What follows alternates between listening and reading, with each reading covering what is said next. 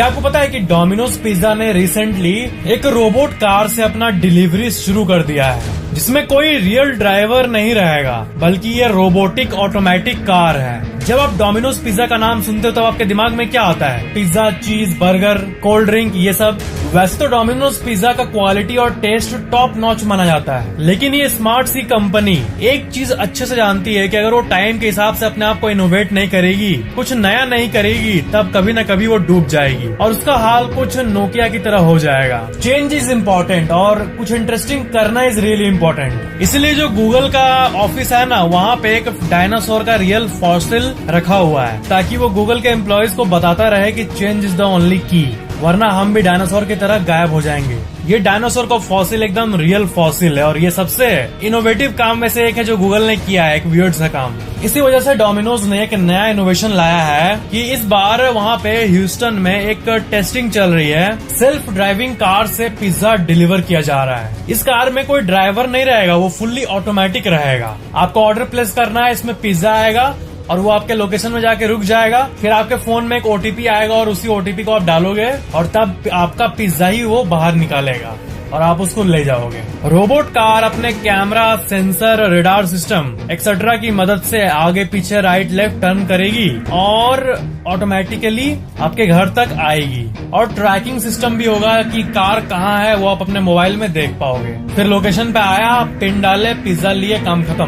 Pin डालते ही उसका door अपने आप खुल जाएगा। इसके लिए डोमिनोज ने न्यूरो नाम के एक कंपनी के साथ कोलैबोरेट किया है, जिसके फाउंडर जियाजुन जू गूगल में पहले प्रिंसिपल सॉफ्टवेयर इंजीनियर भी थे। आपको बता दूं, न्यूरो R2 रोबोट जिसे डोमिनोज पिज्जा डिलीवर कर रहा है, वो यूएस में पहली ड्राइवरलेस व्हीकल है जिसको रेगुलेटरी अप्रूवल मिला है। That is brilliant. सिर्फ डोमिनोज नहीं बल्कि पिज्जा हट भी टोयोटा के साथ कर रहा है कोलैबोरेशन ऑटोमेटिक कार्स के लिए, जो कि घर घर जाके पिज्जा डिलीवर करेगा। अभी ये टेस्टिंग फेज में है, बट आने वाले कुछ दिनों में ये बहुत सारे कंट्रीज में अवेलेबल हो जाएगा। अगर आपके दिमाग में ये क्वेश्चन आ रहा है कि पिज्जा जो गाड़ी रहेगा उसमें तो कोई होगा नहीं, तो क्या कोई तोड़ के सारा पिज्जा लेने लेगा?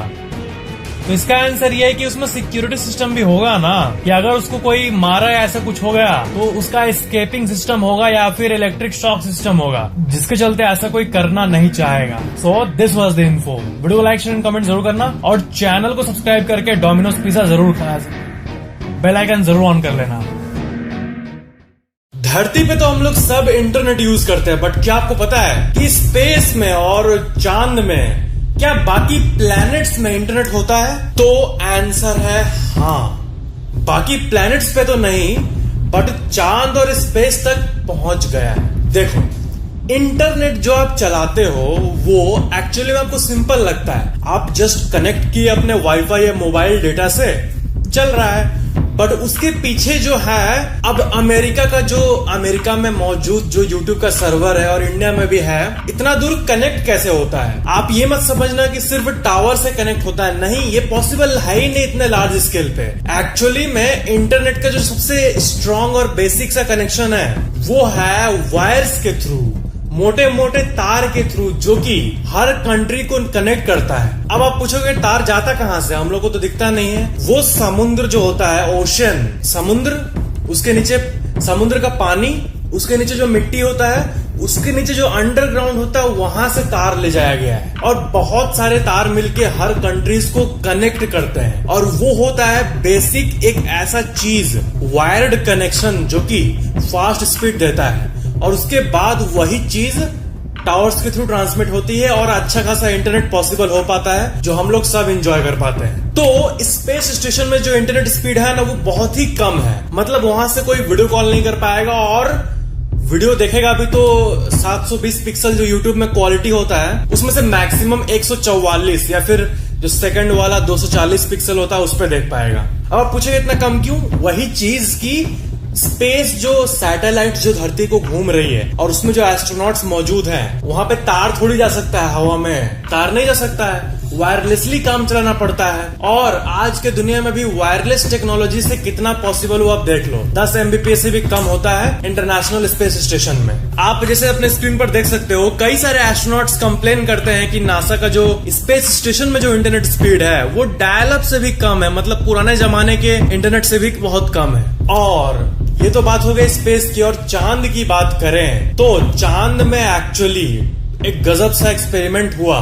नासा और MIT के रिसर्चर्स मिलके किए, चांद पे डेटा ट्रांसफर करने की कोशिश की है और वो अपने नए टेक्नोलॉजी से 622 MBPS का डाउनलोड स्पीड और 19.44 MBPS का अपलोड स्पीड को अचीव कर पाए। तो ये तो नॉर्मल रेडियो फ्रीक्वेंसी से नहीं हुआ होगा, आपके मन में आ रहा होगा। तो हाँ, लेजर टेक्नोलॉजी से ये हो पाया है। और ये सिर्फ एक एक्सपेरिमेंट था। बहुत लोग जब इन्फॉर्मेशन को सुनते हैं उनको लगता है कि हाँ, चांद में अभी भी इंटरनेट है और उसमें 600 MBPS डाउनलोड स्पीड मिलता है, बट नहीं, वो कुछ मिनट का एक्सपेरिमेंट था। उसको सस्टेन करने के लिए जो पावर, जो टेक्नोलॉजी चाहिए, जो रिसोर्स चाहिए, वो अभी नासा के पास नहीं है। तो वो एक एक्सपेरिमेंट था कि ऐसा पॉसिबल हो सकता है। और रेडियो से हम लोग लेजर पे शिफ्ट हो रहे हैं। और जो ये दो टाइप के टेक्नोलॉजी है, हम लोग जो नॉर्मल यूज करते हैं, ब्लूटूथ, अपना मोबाइल डेटा, ये सब रेडियो फ्रीक्वेंसी पे काम करता है। रेडियो फ्रीक्वेंसी जो कि बहुत दिन से चलता आ रहा है। दूसरा है लेजर, जिसपे चंद एक्सपेरिमेंट्स ही हुए हैं। तो वही, तो रेडियो और लेजर, तो लेजर से ही ये संभव हो पाया है। और फ्यूचर में परमानेंट इंटरनेट और high speed internet space station में भी और चांद में भी और मे भी प्लैनेट्स पे भी उसी से पॉसिबल हो पाएगा, लेजर से, लेजर कम्युनिकेशन टेक्नोलॉजी से। 2025 या 2030 तक इस पे और एक्सपेरिमेंट होगा एंड देन शायद permanent high speed internet possible हो पाए। बट ये तो कंफर्म हो गया है कि चांद पे अगर रिसोर्स को फुल्ली यूज किया जाए तो 622 MBPS तक का डाउनलोड स्पीड मिल सकता है, जो कि एवरेज हम लोग जो यूज करते हैं उससे करीब 50 गुना ज्यादा है। जो आपके टिपिकल मोबाइल डेटा की स्पीड की बात करें तो उससे 50 गुना ज्यादा डायरेक्ट चांद पे पॉसिबल है। अब सस्टेन हो पाएगा नहीं हो पाएगा उसके लिए फ्यूचर का टेक्नोलॉजी ही बताएगा, but yes, it's possible. Video like share comment जरूर करना और चैनल को सब्सक्राइब करके बेल आइकन जरूर ऑन कर लेना। ऑयल टैंकर्स या फिर वाटर टैंकर्स के आपने शेप को नोटिस किया है? वो सिलिंड्रिकल होता है, जिसे हम कॉमनली गोल कह देते हैं। वो सिलिंड्रिकल शेप में क्यों होता है? उसका शेप स्क्वायर क्यों नहीं होता है? ट्रक्स पे आज तक आप स्क्वायर टैंकर्स नहीं देखे होंगे, बट ऐसा क्यों होता है? तो पहली बात की अगर तो क्या है कि जो गोल टैंकर्स होते हैं उनको कंटिन्यूअस एक ही मेटल शीट से बनाया जाता है, उसको एक ही बार में पूरा बनाया जाता है, कहीं ज्वाइंट नहीं होता है। और वही अगर स्क्वायर रहेगा तो ऑफ कोर्स वो 4 मेटल के पीसेस से बनेगा, ज्वाइंट होके, या तो वेल्डिंग करके या किसी भी तरह। तो इसके चलते पानी लीक होने का डर रहता है। पानी कैसे लीक हो जाएगा स्क्वायर से? आंसर ये है कि पानी भरने के बाद कोने पे वो सबसे ज्यादा प्रेशर पड़ता है। स्क्वायर चीज है, कोई स्क्वायर बॉक्स है, उसमें पानी है, तो उसके पूरे बॉडी पे कोने पे ही सबसे ज्यादा पानी का प्रेशर रहता है, तो इससे वो टूट सकता है और पानी लीक हो सकता है। इसीलिए गोल बनाया जाता है ताकि हर जगह सेम प्रेशर हो पानी का, और वो कितना भी ट्रक हिले वो बट जाए पूरी तरह और वो फटे ना या लीक ना हो। और एक रीजन होता है कि जो एक स्क्वायर टैंकर होता है उसमें कोना होता है, 4 कोना, तो पानी में जो गंदे पार्टिकल्स होते हैं वो कोने में जम जाएंगे। एंड अगर गोल रहेगा तो कोई गंदगी जमने का सवाल नहीं उठता।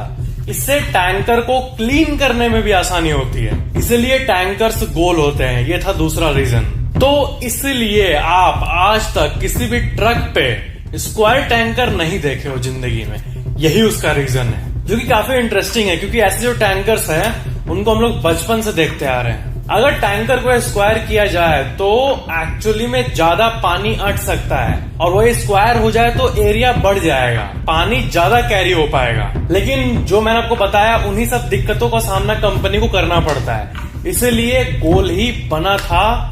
अभी भी गोल ही टैंकर्स बनते हैं और फ्यूचर में भी गोल ही बनेगा। So that was the info. Video like share comment जरूर करना और चैनल को सब्सक्राइब करके बेल आइकन जरूर ऑन कर लेना।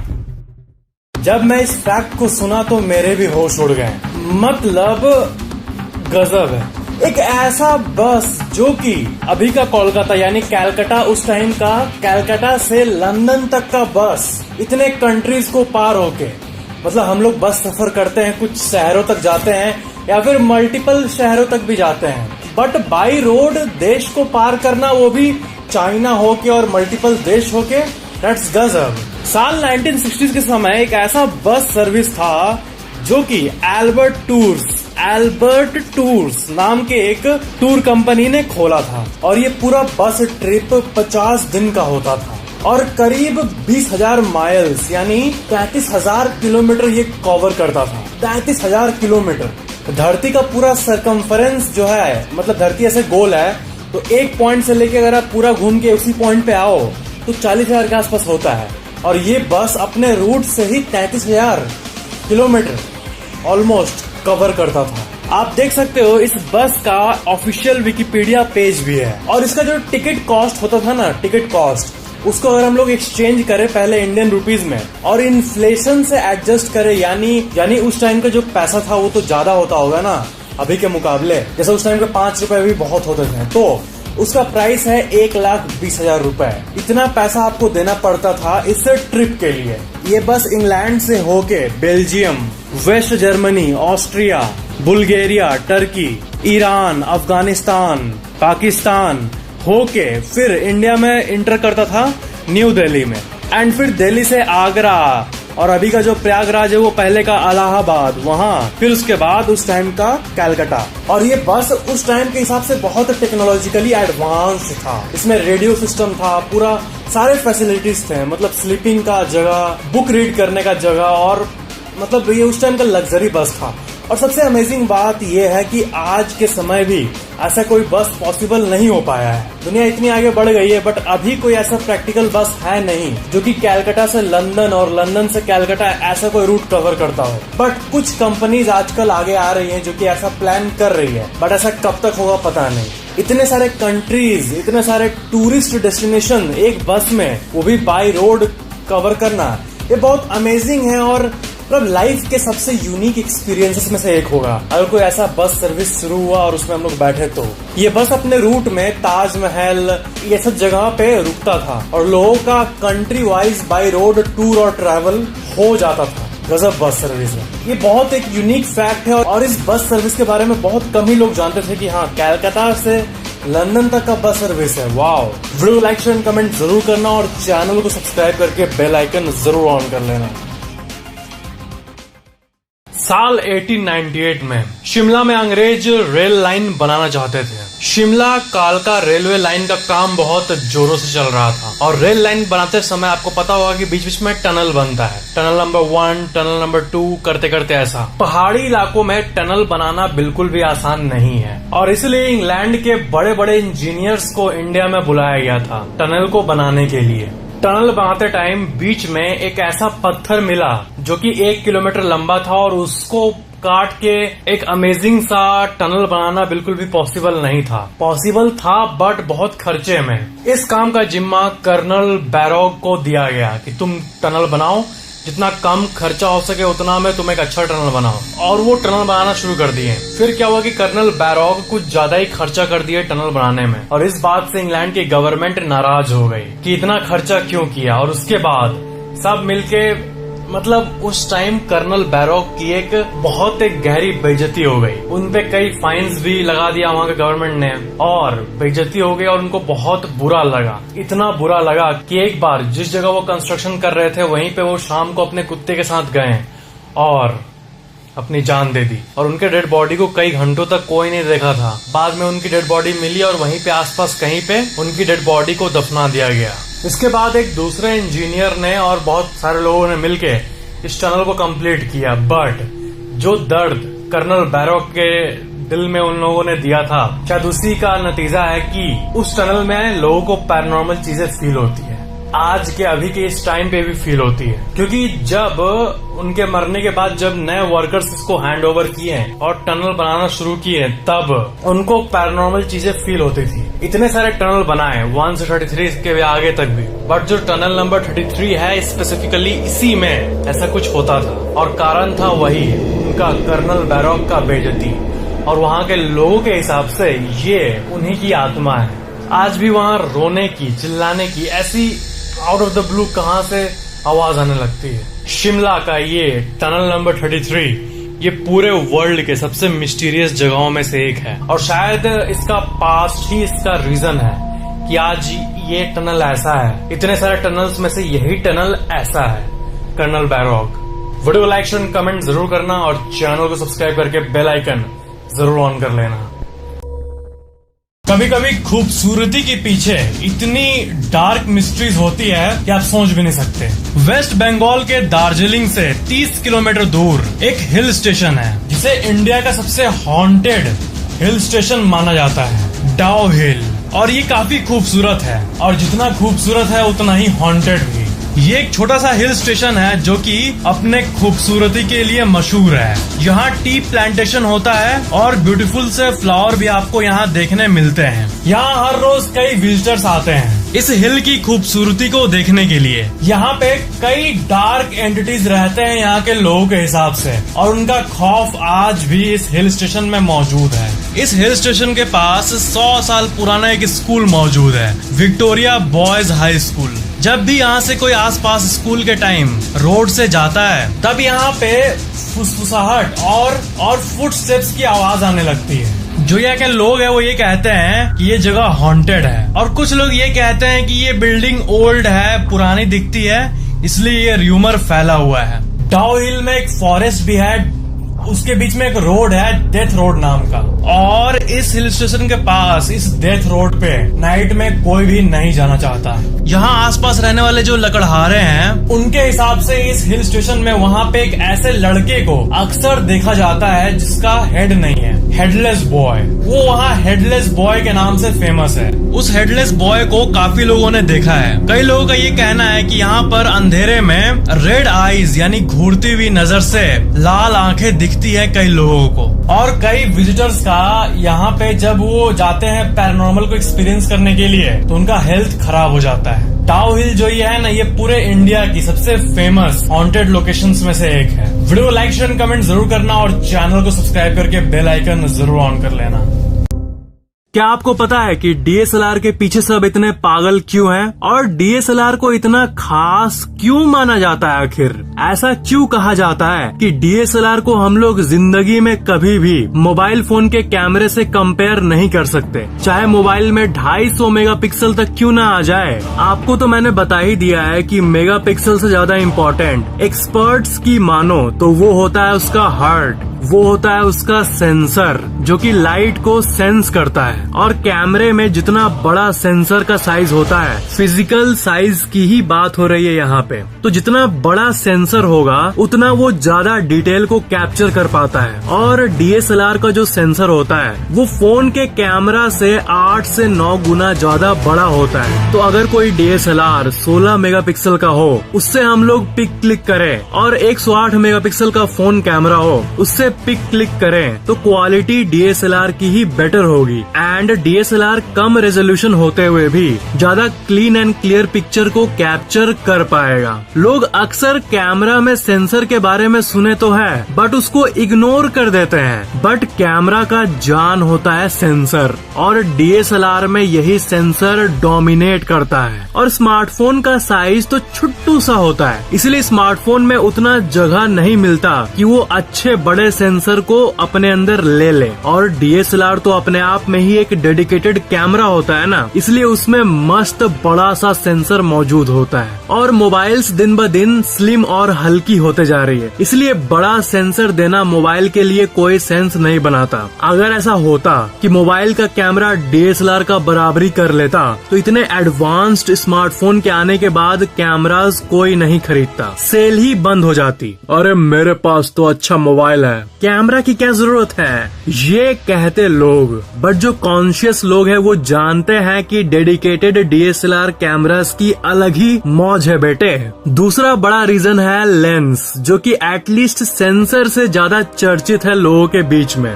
DSLR का लेंस इतना बड़ा सा होता है और वही फोन का लेंस इतना छोटा सा होता है उस स्लिम से मोबाइल फोन में। तो ऑफ कोर्स छोटा लेंस और छोटा सेंसर मिला के आपको DSLR के बराबर का क्वालिटी कभी नहीं दे पाएगा, भले मोबाइल में 200-250 मेगापिक्सल का कैमरा क्यों ना आ जाए। और यही वो रीजन है कि हम लोग कभी भी जिंदगी भर कभी भी DSLR को मोबाइल फोन के कैमरा से कंपेयर नहीं कर पाएंगे, चाहे साल 2030 चल रहा हो या साल 2500। DSLR सबका बाप है।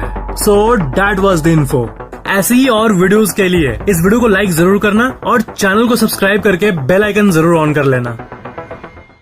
क्या आपको पता है कि इंडिया में सबसे बड़ा रेलवे स्टेशन कौन सा है? टोटल रेलवे प्लेटफॉर्म्स के हिसाब से सरप्राइजिंगली नंबर 1 पे आता है हावड़ा स्टेशन। हावड़ा स्टेशन में टोटल 23 प्लेटफॉर्म्स मौजूद है, 23 प्लेटफॉर्म्स, और ये भारत का सबसे बिजिएस्ट प्लेटफॉर्म है पूरे इंडिया का। लोगों के नंबर के हिसाब से भी इस प्लेटफॉर्म में रोज 10 लाख लोग कदम रखते हैं। जी हाँ, more than a million people every single day. Second number पे आता है सियालदह रेलवे स्टेशन, जहां टोटल 20 प्लेटफॉर्म्स मौजूद हैं, जो कि हावड़ा के बाद आता है रैंकिंग के मामले में। थर्ड नंबर पे आता है मुंबई का छत्रपति शिवाजी टर्मिनस, और यहाँ पे टोटल 18 प्लेटफॉर्म्स मौजूद हैं। फोर्थ नंबर पे प्लेटफॉर्म के हिसाब से रैंक पे न्यू दिल्ली रेलवे स्टेशन आता है, और यहाँ टोटल 16 प्लेटफॉर्म्स मौजूद हैं। और सबसे ज्यादा ट्रेन पास होने के मामले में new Delhi railway station number 1 पे है। सबसे ज्यादा ट्रेन यहीं से पास होती है, और यहाँ पे करीब 500,000 यानी 5 लाख लोग डेली आना जाना करते हैं। ऑफ कोर्स राजधानी है, ये तो होना ही है। फिफ्थ नंबर पे आता है चेन्नई सेंट्रल, और यहाँ पे ना टोटल 15 प्लेटफॉर्म्स मौजूद है, और ये 5वें रैंक पे है। और भी मैं आपको कुछ इंटरेस्टिंग जानकारी देना चाहता हूँ इसी के साथ साथ बहुत मस्त, कि लॉन्गेस्ट रेलवे स्टेशन यानी लंबाई के मामले में जैसे होता है ना, स्टेशन यहाँ से शुरू होता है और वहाँ तक खत्म होता है, तो लंबाई के मामले में यूपी का जो गोरखपुर है ना, वो सबसे लंबा स्टेशन है। गोरखपुर टोटल 4483 फीट यानी करीब 1.3 किलोमीटर लंबा है। मतलब सोच रहे हो, खुद स्टेशन ही 1.3 किलोमीटर लंबा है। और अगर पूरे धरती की बात करें, पूरे विश्व की बात करें, तो grand central terminal New York city America सबसे बड़ा स्टेशन है नंबर ऑफ प्लेटफॉर्म्स के मामले में, और यहाँ टोटल 44 प्लेटफॉर्म्स मौजूद हैं, जो कि पूरे धरती का सबसे बड़ा प्लेटफॉर्म है। और एक अमेजिंग फैक्ट मैं आपको बताना चाहता हूँ ट्रेन के बारे में, कि इंडिया में जितनी भी ट्रेन की पटरी है ना, जितना भी बिछा हुआ है, अगर हम लोग इंडिया के अंदर मौजूद सारे रेल लाइंस को एक के बाद एक करके लंबा करके अगर रखे ना, एक के बाद एक, तो वो धरती को 1.5 टाइम्स 1.5 बार घेर लेगी। इतना लंबा कॉम्प्लेक्स रूट फैला हुआ है इंडिया में। और एक फैक्ट ये है कि पूरे इंडिया में डेली 23 मिलियन पैसेंजर यानी 2,30,00,000 लोग डेली ट्रेन से आना जाना करते हैं। आई होप ये अमेजिंग फैक्ट्स आपको बहुत ही ज्यादा पसंद आया होगा। ऐसी ही और वीडियोस के लिए इस वीडियो को लाइक जरूर करना और चैनल को सब्सक्राइब करके बेल आइकन जरूर ऑन कर लेना।